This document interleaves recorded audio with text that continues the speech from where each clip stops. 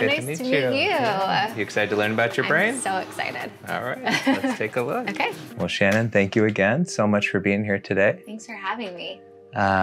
I'm Dr. Storage. I'm a child and adult psychiatrist, and just really, really excited to be here with you today and figure out how to help with some of what you've been going through. Good.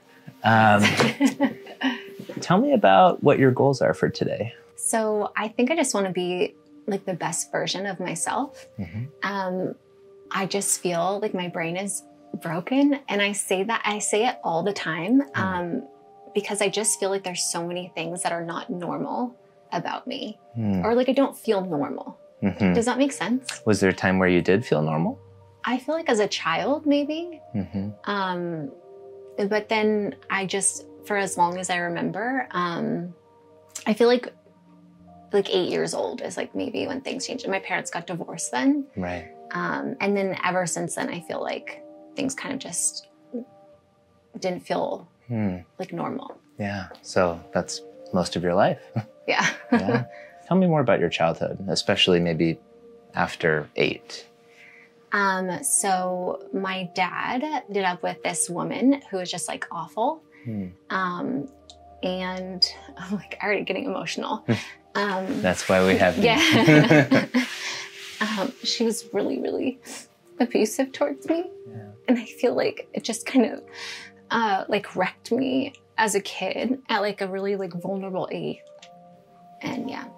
And so things started to turn for you for the better when you entered adulthood, or different, where things sort of changed? I ended up going into the adult entertainment industry. So I started doing porn. Yeah. And how did you find your way to that?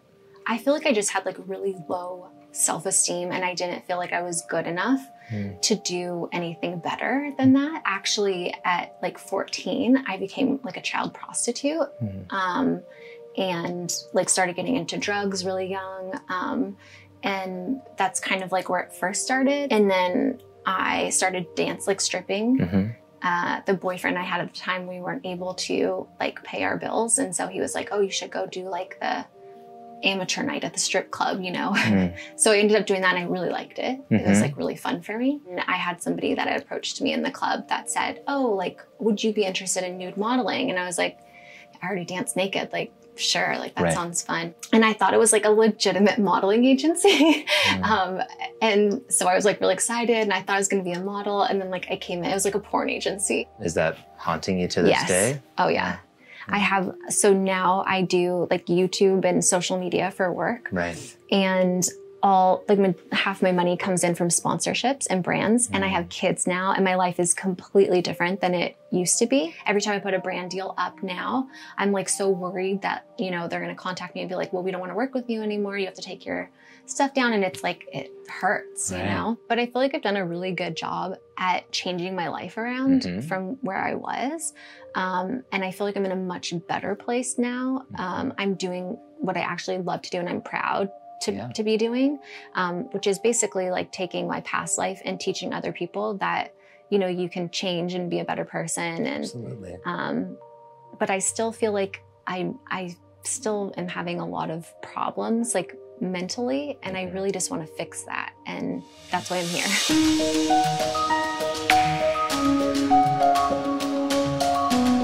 Ready to see your scans? Yeah. Okay. So what you had done was a SPECT scan, and SPECT stands for single photon emission computed tomography, which is a mouthful. But the key thing to know is that it's a study of blood flow. So it's very different from things like MRI. MRIs look at actual brain tissue. They look at structure in the brain. Whereas SPECT looks at blood flow, and that's more related to function. So what we know about the brain is sleepy parts of the brain that are underactive, don't require as much blood flow to support their metabolism. Similarly, areas of the brain that are on fire with activity, you know, really, really hyperactive, need a whole lot more blood flow to support that activity. So it's pretty simple. We're taking a Goldilocks approach to understanding your brain today. Areas that are too hot, too cold, just right. Okay. And our job is to help you balance that out.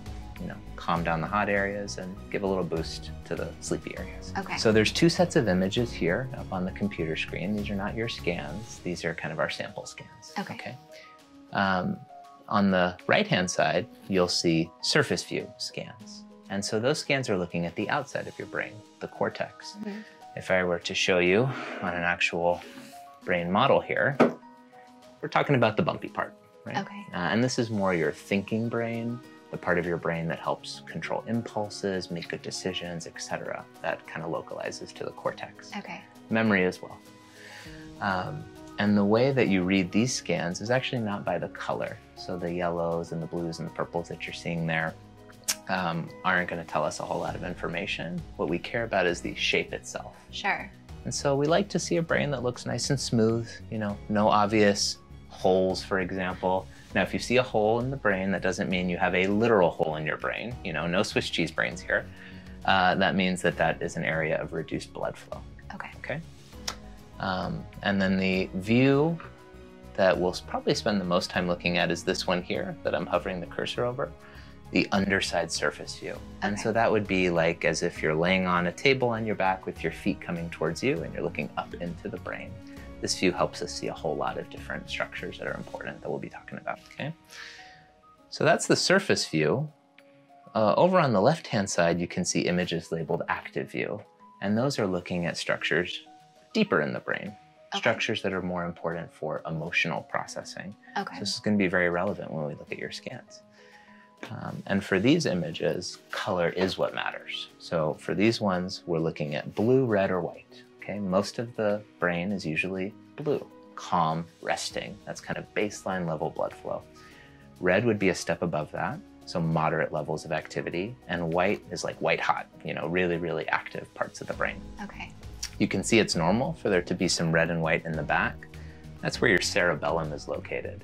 Cerebellum is what helps us with coordination and posture, so it's firing all the time, right? And it's a small little structure, about 12 to 14% of your brain volume, but it's got half of all the brain cells in it, so it gets a lot of blood. Wow. And shows up as red or white, normally. Okay? But otherwise, other parts of the brain typically pretty blue. Without further ado, let's look at your scans. Okay. So I'll start with your surface scan. What do you think? It looks broken.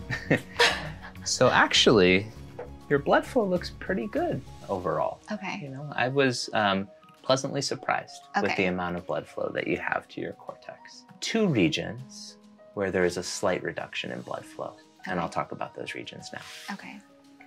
Up here is called your inferior orbital prefrontal cortex. Okay. So let me explain where that is on this brain. Your prefrontal cortex is the front part of your brain. Inferior means the bottom part of that. And orbital means near where your eyeballs are. So we're talking about the part of your brain that's above your eyeballs. Okay. The prefrontal cortex is your executive center of the brain.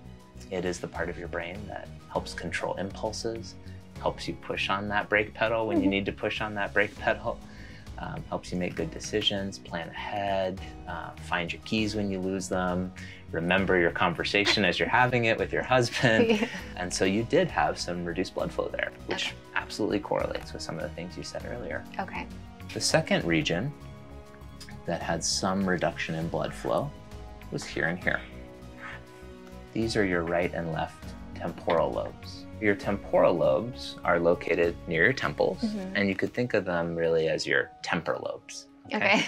So when you have reduced blood flow to the temporal lobes, which are normally responsible for helping regulate mood, you can see things like mood instability, anxiety, dark thoughts, irritability, rage, and sometimes even processing problems or memory problems, some of which you've that makes sense. Described. Right? So one thing I really like about the scans is it gives us a window into why it is you might feel the way you do or make the decisions that you do, right? And it also makes our task pretty clear. We need to boost some blood flow to those areas. Yes, please. And so now these are your deep brain structures that are more related to emotional processing. Okay. And remember, typically, most of the brain looks blue. Yeah. You did have a couple areas of increased activity, okay, which actually I think are very, very relevant for what you've been up against. The first is here. This is called your thalamus. The thalamus is the brain's emotional gatekeeper. And some people have an active thalamus because they tend to be really sensitive people, empathic people, things that we've already established you are. There was another interesting finding on your active scan, and that's this structure here. This is part of your anterior cingulate gyrus, which is, this is the dorsal part of your anterior cingulate gyrus. And the anterior cingulate gyrus is the brain's gear shifter. It's what helps you maintain cognitive flexibility, go with the flow, have things roll off your back. And when it's a little bit active, like it is in your case, it might mean that you're more prone to worry. You might be more prone to perseverating on things or ruminating on things, maybe even obsessing about things sometimes. Does any of that sound familiar to you? Yeah. Yeah, okay.